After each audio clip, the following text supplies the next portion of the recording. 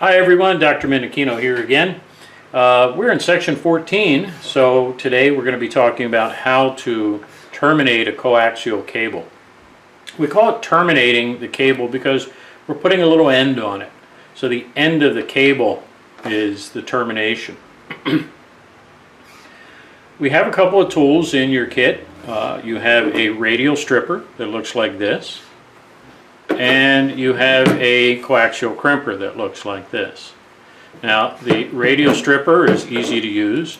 You squeeze together this side and it will open up. Now there's a little arrow here, and that's the side that you're going to put the cable into. If you look inside, there's two little cradles that the cable is going to sit on, and when we get ready to strip the cable, I'll go over that with you again.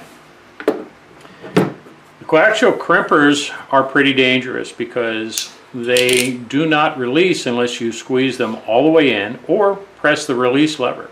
So don't fool around and get your finger caught in there, because if your finger is caught up here in the end, the only way you're going to get that to release, these jaws will not open, is either to push this release lever or squeeze it all the way until it opens on its own.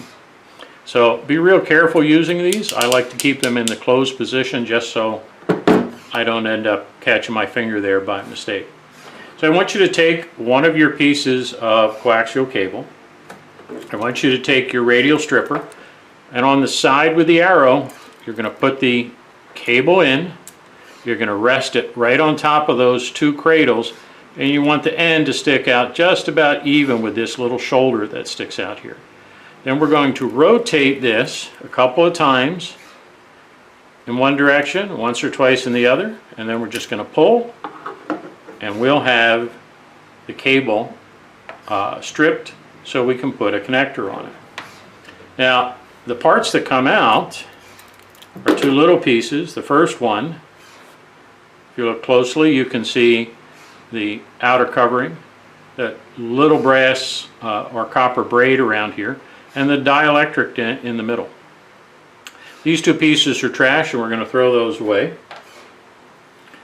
And we're going to pick up our cable. Now if this was a really long cable, we would make sure that we put our barrel on ahead of time. So we're going to go ahead and do that, because if we had this other end already terminated and we forgot to put this barrel on and we put the connector on, we wouldn't be able to complete the job, because we would have to take that connector off to put the barrel on again.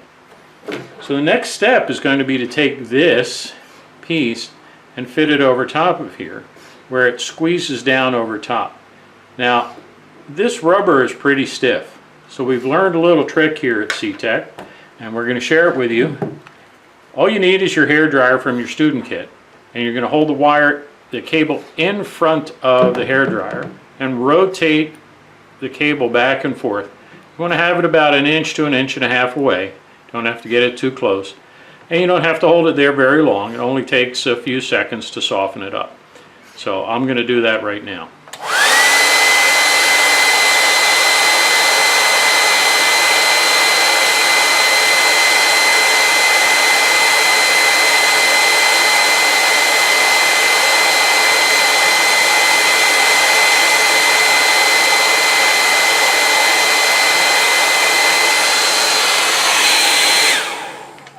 Okay, so that should be enough to soften up that outer coating. We're going to take and we're going to slide this on. If you look close, I'm putting it right on top of the dielectric, between the braid and the dielectric. And I'm just going to push it down a little bit, and I want the tip to come out, and I want the dielectric to fill the barrel. So I'm going to keep pushing that until I get it down to that point. And I'm pretty close. Sometimes if you wiggle it, it'll go in.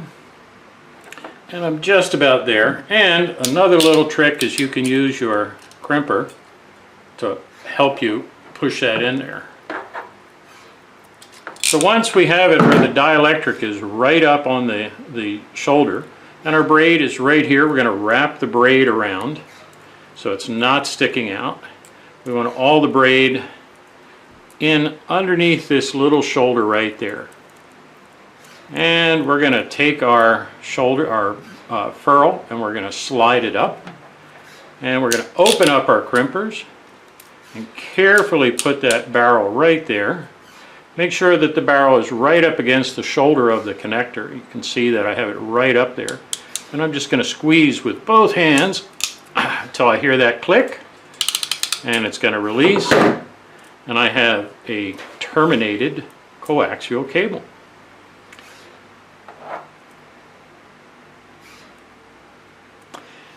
Okay, so that's it for this video.